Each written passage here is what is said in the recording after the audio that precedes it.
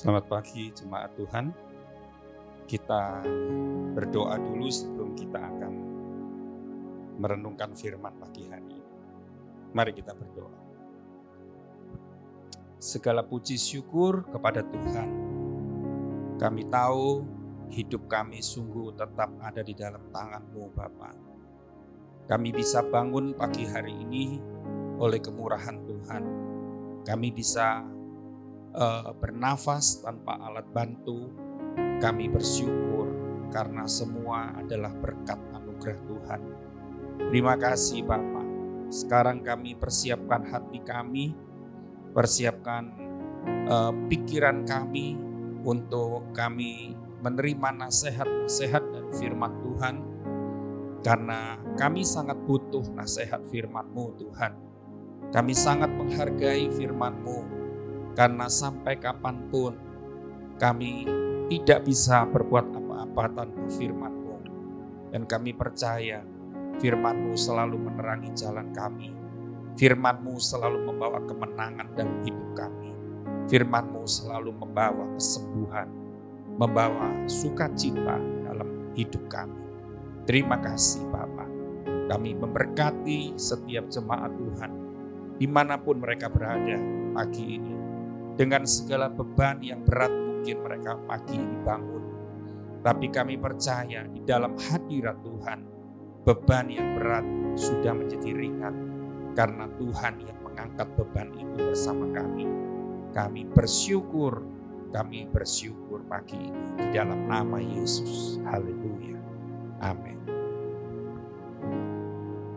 Shalom Bapak Ibu semuanya. Kita beribadah kembali, kita berkumpul di rumah kita masing-masing dalam doa pagi ini.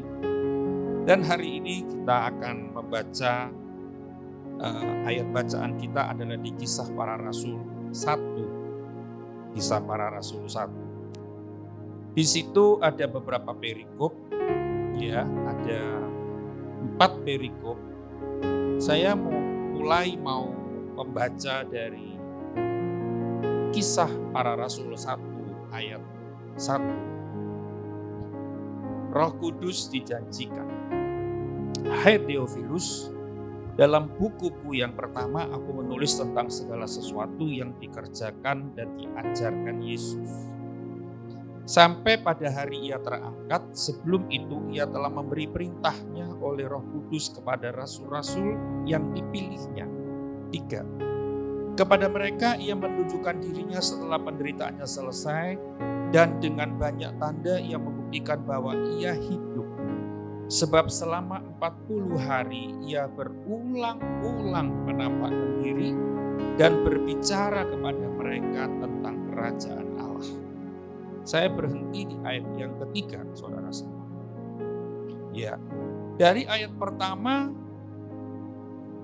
Paulus berkata kepada Theophilus, dalam bukuku yang pertama aku menulis tentang segala sesuatu yang dikerjakan dan diajarkan Yesus. Saudara, kita harus tahu apa fokus pengajaran Yesus. Ya, kita harus tahu ketika dia mengajar, dia selalu kebanyakan sering mengajar tentang apa. Itu kita harus perhatikan. Ayat yang kedua berkata, sampai pada hari ia terangkat, sebelum itu ia memberi perintahnya oleh Roh Kudus kepada rasul-rasul yang dipilihnya. Kepada mereka ia menunjukkan dirinya setelah penderitaannya selesai. Apa yang dikatakan dan diajarkan, di situ dikatakan di ayat 3 bagian B, sebab selama 40 hari ia berulang-ulang menampakkan diri dan berbicara. Kata berulang-ulang itu tadi saya kasih tekanan di sana, saudara. Ya, karena Yesus di sana dikatakan dia selama 40 hari itu berulang-ulang menampakkan diri dan berbicara kepada mereka tentang apa. Nah ini, tadi saya berkata kita harus tahu fokus pengajaran Yesus yang sering kali kita disampaikan kepada murid-muridnya, kepada orang banyak yang berkerumun, itu tentang apa? Di situ terjawab. Ia berbicara kepada mereka tentang kerajaan Allah. Nah ini saudara. Ya, saudara jangan berpikir kalau ngomong tentang kerajaan Allah itu bicara tentang surga. Ya memang ada hubungannya dengan surga. Tetapi kalau kita mungkin berkata, oh kerajaan Allah itu surga. Ya. Dan saudara berpikir begini, aku kan masih hidup di dunia. Surga itu kan nanti. Wis tak perlu dulu lah. Sekarang hidup di dunia ini loh yang penuh perjuangan. Hidup di dunia ini loh yang alami banyak hal yang berat, yang sulit, yang harus dihadapi, harus dialami. Ya, ini yang penting. Saudara, hari ini saya mau katakan bahwa kerajaan Allah itu bukan berbicara tentang surga yang terbang. Kalau saudara tahu bahwa kata kerajaan, berarti kalau namanya kerajaan itu pasti ada seorang raja yang memerintah. Dan kalau namanya kerajaan harus ada raja yang memerintah, ada rakyat yang dipimpin oleh raja itu. Ya, saudara, di situ dikatakan tentang kerajaan Allah, berarti ada raja. Kita semua pasti setuju, rajanya itu Allah sendiri. Rakyat yang dipimpin itu kita semua, anak-anaknya. Ya, semua kita ini adalah rakyat kerajaan Allah, penduduk kerajaan Allah, warga kerajaan Allah. Yang maaf saya harus katakan, namanya warga kerajaan, namanya rakyat kerajaan, namanya penduduk, itu harus tunduk pada raja. Saudara, kalau kita hidup di dunia, di Indonesia, kita bukan negara kerajaan, negara republik. Tapi kalau kita lihat ada negara-negara kerajaan, wah ini saklek banget, ya saudara. Kalau raja memerintah, warga kerajaan itu tidak nurut, ada seorang yang membangkang, potong, hukum mati. Wah begitu, saudara. Kita lihat sampai sekarang ada di dunia ini negara-negara yang berbentuk kerajaan. Saudara, kita akan belajar sedikit kata kerajaan Allah. Kerajaan Allah berarti kita memiliki seorang raja, yaitu Dia, Allah kita, raja. Dan kita ini adalah warga kerajaan Allah. Jadi intinya sederhana sekali, kita harus ngerti bahwa yang namanya warga kerajaan ini harus tunduk kepada rajanya, yaitu Allah sendiri. Gak boleh membangkang, gak boleh membantah, gak boleh memberontak, gak boleh. Namanya warga harus tunduk kepada rajanya, mutlak. Dalam hal apapun, raja perintah apapun, wah, kalau tidak ikut ada sanksinya, ada hukumannya, itu dia. Nah saudara, kita harus tahu, bicara soal nurut, patuh, taat kepada raja, itu bicara soal sikap hidup kita, ya, sikap hati kita. Itu bicara soal itu. Saudara, terus terang, kita ini sudah kenal Tuhan lama lah, sudah nggak usah ngomong berapa tahun. Sudah pokoknya banyak di antara kita nih yang kenal Tuhan, itu kenal Yesus itu sudah mulai kecil sampai setua ini terus mengikut Yesus. Tapi jujur, kalau kita mau jujur, seringkali kita ini nggak ada beberapa hal yang kita nggak bisa nurut sama raja kita. Ya, kita mau berkata begini. Banyak orang Kristen, dia bilang, ya aku warga kerajaan Allah. Tapi dia ada beberapa hal yang saya katakan dia nggak bisa nurut sama raja. Tapi yang dia lebih nurut kepada hawa nafsu. Ini yang kita mau pelajari. Kalau kita jadi warga kerajaan, artinya kita harus nurut sama raja kita itu 24 jam satu hari. Berat loh. Ngomong gampang ya. Tapi kalau dijalani berat loh. 24 jam satu hari. Baik dimanapun saja. Itu kita harus punya gaya hidup yang tunduk kepada raja kita. Saya katakan gaya hidup. Artinya kita nggak bisa maunya sendiri lagi. Nggak ada seorang pun yang berkata, "Sekta, nanti sekta, pelan-pelan. Tidak ada ngomong begitu. Ya tadi saya berkata bahwa warga kerajaan itu mutlak patuh sama raja. Nggak bisa tunggu-tunggu. Saat kita terima Yesus, saat kita percaya dan kita memutuskan menerima Dia sebagai juru selamat, kita menjadi anaknya hari ini. Dan saat itu juga kita harus mulai patuh kepada raja kita. Kalau dulu kita patuh kepada kedagingan kita, kalau dulu kita patuh kepada hawa nafsu kita, dan kita dikendalikan oleh hawa nafsu kita, sejak kita menerima Yesus dan Dia mengangkat kita jadi anaknya, kita harus tahu bahwa hawa nafsu kedagingan itu harus sudah tidak boleh ikut apa-apa lagi. Artinya gini saudara, punya gaya hidup yang patuh kepada raja kita. Baik itu perintah yang sulit atau perintah yang mudah, perintah apa saja kita harus nurut. Tidak bisa enggak, itu mutlak. Nah saudara, kita akan pelajari ya betapa tadi dikatakan dia berulang-ulang ngomong soal itu. Berulang-ulang, saudara, seorang orang tua kalau mau pergi, kalau ada sesuatu yang penting dia mau pergi beberapa hari, ya mungkin yang di rumah itu, yang jaga rumah pembantunya, atau yang jaga rumah itu anaknya, dia akan sesuatu yang penting, dia akan berulang-ulang pesan, kasih pesan, tidak cukup 1 kali 2 kali, tapi terus ya sebelum pergi itu dia ngomong bolak-balik, mungkin sampai yang denger ini rada bosan karena yang diomong itu sama, tapi itu penting. Sama, Yesus akan naik ke surga.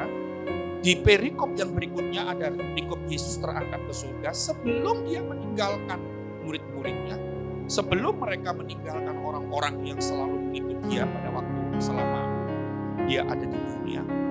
Dia pesan-pesan.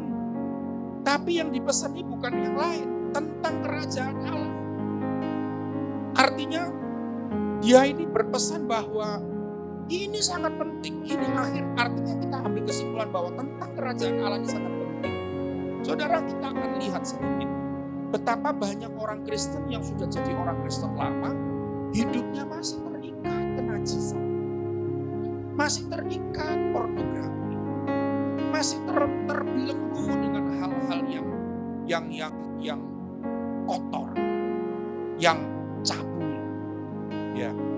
Bahkan sudah melayani Tuhan pun masih terikat dengan hal-hal seperti ini.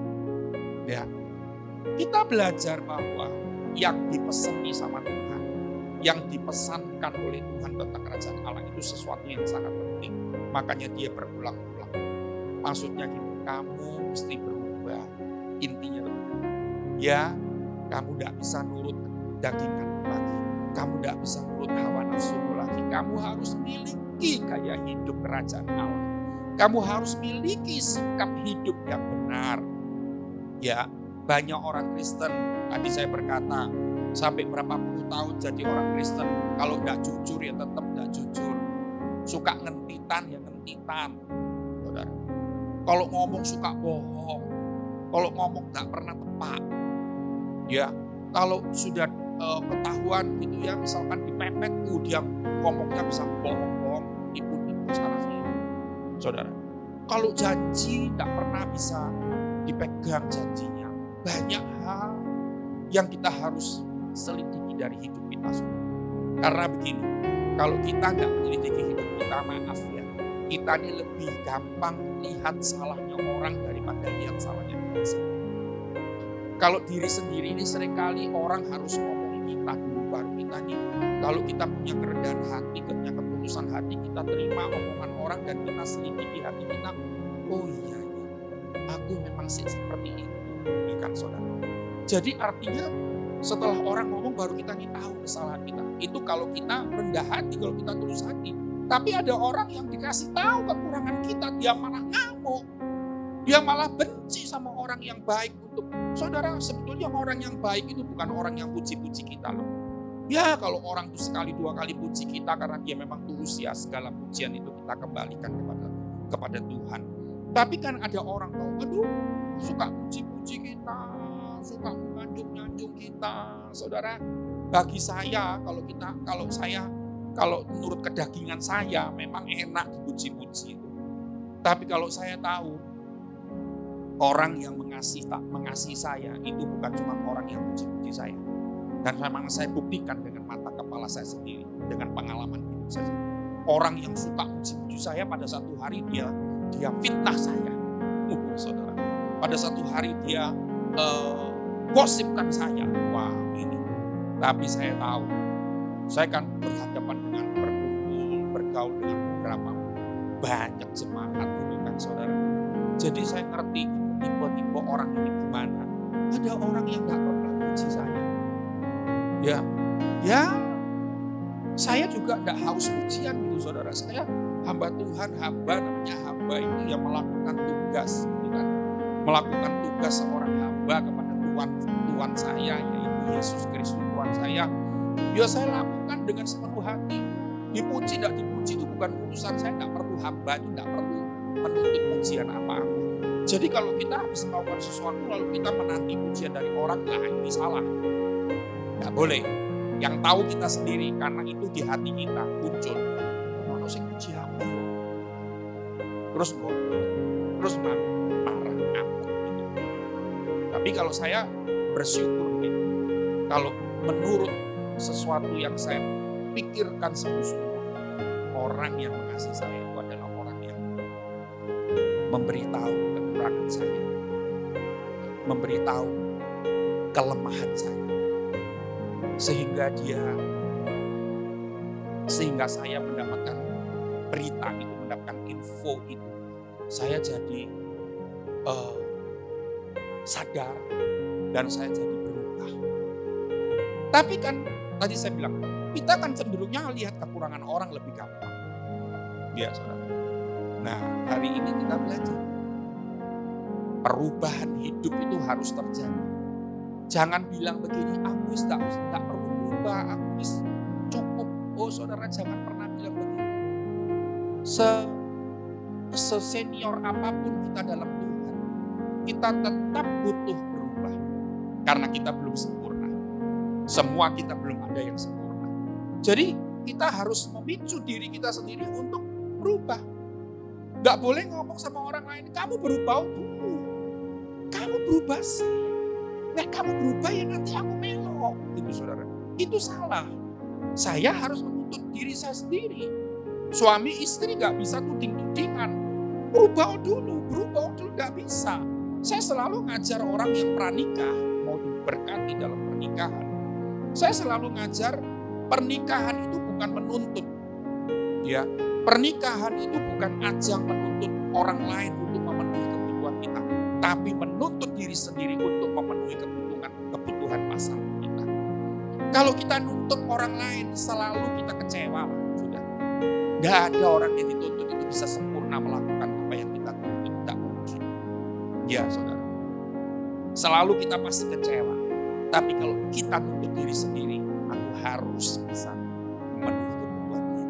Aku harus bisa menjadi suami yang bertanggung jawab. Aku harus bisa menjadi suami yang setia. Aku harus bisa menjadi suami yang bisa dipercaya sama istri dan anak-anak. Nah, itu bagus. Jadi menuntut diri sendiri dulu untuk berubah. Tidak boleh orang lain yang dituntut dulu. Tidak boleh. Nah, saudara, untuk berubah memang tidak mudah. Berubah menjadi seperti Yesus itu pelajaran yang terus-menerus dan itu prosesnya sangat panjang. Saudara, kita mau belajar seperti Yesus supaya kita menjadi warga kerajaan Allah yang sungguh tunduk dan patuh pada Raja kita. Itu enggak mudah. Perlu proses panjang, saudara. Dan dalam proses panjang ini, perhatikan. Ini bukan proses yang menyenangkan. Perhatikan. Ini bukan proses yang ringan. Tapi proses panjang untuk berubah hidup kita. Karena kita mau nurut sama Raja kita, Allah kita sendiri. Itu prosesnya panjang dan prosesnya sangat sakit. Bayangkan begini, kalau saya mau minta sama Tuhan, kan Tuhan, salah satu buah roh itu kan kesabaran. Saya mau belajar sabar. Lalu saya bilang begini sama Tuhan, Tuhan, mulai hari ini aku mau belajar sabar. Mulai hari ini kalau ada orang yang menjengkelkan, Tuhan, aku mau sabar, gak mau marah sama orang itu. Tuhan, tolong supaya aku bisa sabar. Saudara, jangan pikir begini. Oh, tiba-tiba hari itu kita mau belajar sabar, lalu Tuhan kirim orang yang baik. Tuhan kirim berkat berkelimpahan. Tuhan kirim orang-orang yang menyenangkan. Tidak. Kalau begitu, kita tidak pernah belajar sabar. Justru ketika saya bilang sama Tuhan, Tuhan hari ini aku mau belajar sabar. Aku mau jadi orang yang murah hati seperti Engkau. Karena itu perintah, karena itu salah satu buah roh. Oh, tiba-tiba, saudaraku, tiba-tiba Tuhan kirim orang yang jahat di depan saya. Tiba-tiba Tuhan kirim orang yang tanpa sebab dia maki-maki kita. Tiba-tiba ketika kita mau belajar sabar, mau belajar bermurah hati, tiba-tiba suami kita yang baik, hari itu dia bisa jadi kasar. Dia bisa jadi suami yang uraan gitu, saudara. Ya. Padahal biasanya dia suami yang lembut hatinya. Hari itu bisa berubah jadi kasar, jadi uraan. Lalu saudara bilang, Tuhan, aku nih mau belajar sabar kok dikasih orang kayak gini. Loh, Tuhan bilang gini, kamu mau belajar sabar, kamu mau jadi warga kerajaan Allah yang nurut sama aku 24 jam satu hari. Melalui itu, melalui suami yang sabar tiba-tiba jadi kasar. Melalui istrimu yang cerewet amit-amit itu. Melalui orang-orang yang tiba-tiba tuh biasanya baik sama kita. Tiba-tiba hari itu jadi cuek. Tiba-tiba hari itu bisa marah-marah, tuding-tuding kita tanpa sebab. Omongannya kasar. Orang yang biasanya hormat sama kita, hari itu kurang ajar sama kita. Nah, saudara, makanya saya tadi bilang, proses untuk berubah menjadi warga kerajaan Allah yang patuh kepada Raja itu bukan proses yang menyenangkan, bukan proses yang ringan, tapi proses yang berat, proses yang butuh perjuangan. Tapi perhatikan, kalau kita tahu, ini proses yang luar biasa, aku harus hadapi supaya aku jadi warga kerajaan Allah yang sungguh teruji di hadapan Raja. Saudara, kau tidak kuat mungkin, tidak kuat, tapi kau mengandalkan Tuhan sungguh-sungguh. Ya, kalau mengandalkan diri kita, lemah, jatuh lagi. Rasul Paulus pernah berkata kan, aku mau berbuat baik, tapi mau berbuat baik, yang jahat muncul dulu. Nah, saudara, itulah kita. Tapi kita mengandalkan Tuhan. Tuhan, aku menghadapi orang seperti ini. Bersama Engkau aku akan menang, Tuhan. Bersama Tuhan aku akan diam mulutku. Aku tidak maki-maki dia walaupun dia maki-maki saya. Saya kemarin itu cerita. Saya kemarin itu bersaksi di ibadah di jemaat saya di online. Tuhan itu didik saya selama 20 tahun saya jadi hamba Tuhan. Itu parah banget. Sampai rasanya tuh berdarah-darah. Proses yang saya harus hadapi. Tuhan tempa saya. Tuhan olah saya. Tuhan banting saya. Tuhan lempar saya. Supaya saya jadi warga kerajaan Allah yang sungguh terpuji. Tapi saya tahu gitu saudara. Dia membanting saya. Dia mengirim orang-orang yang menjengkelkan. Kirim orang-orang yang orang-orang yang kasar. Orang-orang yang suka begini-begitu. Itu bukan dengan maksud jahat. Sehingga saya tidak pernah bisa kecewa sama Tuhan. Saya bersyukur di Tuhan melalui orang-orang ini yang kau kirim secara tiba-tiba, secara beruntutan begitu. Ini Engkau sedang mengolah karakterku, mengolah hidupku. Aku bersyukur, tapi aku mengandalkan Engkau. Engkau kemenanganku. Saya berkata begitu. Engkau gunung batu. Ketika aku lemah, tidak kuat, aku cuma gandolan sama gunung batu. Wow, saudara. Tadi saya katakan, saya bukan cuma ngomong secara teori. Dalam proses panjang itu proses yang sakit. Proses yang tidak enak. Dihancurkan kedagingan kita. Kemarin saya cerita. Hari-hari ini saya menghadapi orang yang hutang sama saya. Orang yang bawa uang saya. Jumlahnya bukan 10-20 juta. Jumlahnya banyak. Tapi, saudara, saya tidak bisa ngomong apa-apa. Saya dibujuki, saya diakali. Minta uang saya sendiri ini ngemis rasanya. Ngemis rasanya. Sampai rasanya ini, aduh, minta uang sendiri ini sampai kayak gitu. Begitu masih diputer-puter, masih diakusi, masih dikata-katakan yang kasar dan sebagainya. Saya ini, kalau menurut manusia lama saya, berapa tahun yang lalu, orang sudah berani tek sama saya dengan kata-kata saya. Dos, buat dulu saya tuh punya sifat karakter saya, tabiat saya itu. Saya tuh kalau ngomong, saya sudah cengkel ngomong, tak tusuk hati orang tuh sampai mancep omongan saya, sampai tembus hatinya. Itu saya.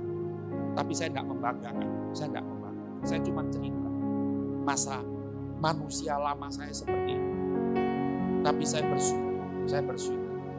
Tuhan melalui tempatan yang begitu hebat hidup saya sangat beruntung. Saya tidak bisa maki-maki orang. Kalau dulu orang itu sangat otak mati sama saya. Teman-teman saya bilang, kamu kok cek sabar, kamu kayak gitu tuh, sebagian orang aja lah. Gini. Saya mau ngomong gitu, mau maki, jantung saya ini merontok. Bukan karena sakit jantung, tapi nggak bisa ngomong. Ini kayak terkunci, tenggorokan ini kayak kering, nggak bisa ngomong. Dan saya kembali bersyukur ketika saya menjadi warga kerajaan Allah yang belajar nurut sama raja saya. Yang saya dapatkan itu ada sukacita di hati saya. Tapi kalau dulu ketika saya masih manusia lama saya masih kasar, masih gini, masih gitu. Gak ada sukacita. Yang sukacita yang senang daging. Ya saudara, mari kita berdoa pagi ini. Minta kepada Tuhan, jangan minta apa-apa. Minta kita menjadi warga kerajaan Allah yang sungguh patuh kepada Raja kita. Karena itu yang diberitakan oleh Yesus berulang-ulang. Fokus pengajaran Yesus cuma. Mari kita berdoa. Kami bersyukur Tuhan untuk pengajaran pagi hari ini. Engkau selalu mendidik kami. Engkau selalu menghaluskan sifat tabiat kami. Engkau tidak mau hidup kami terus menjadi seperti dulu. Tapi Engkau ingatkan kami, pesan kepada kami berulang-ulang bahwa kami harus menjadi warga kerajaan Allah yang sungguh patuh kepada Engkau Raja 24 jam setiap hari. Terima kasih Tuhan. Kami manusia yang tidak berdaya tanpa Engkau. Tapi kami sungguh mengandalkan Engkau. Engkau kemenangan kami. Engkau yang kami pegang teguh dalam kondisi kami lemah. Engkau kekuatan kami. Terima kasih Bapak. Berkat-Mu dicurahkan untuk semua jemaat-Mu pagi hari ini. Yang sakit disembuhkan. Yang lemah dikuatkan. Iman mereka yang lagi runtuh, Tuhan menopang dan membangkitkan iman mereka lagi. Yang susah, yang kurang banyak kebutuhan yang tidak bisa tercukupi, Tuhan kami percaya Engkau Jehovah Jireh mencukupi semua kebutuhan umat-Mu. Berkati mereka semuanya Tuhan, di dalam nama Yesus kami bersyukur. Amin.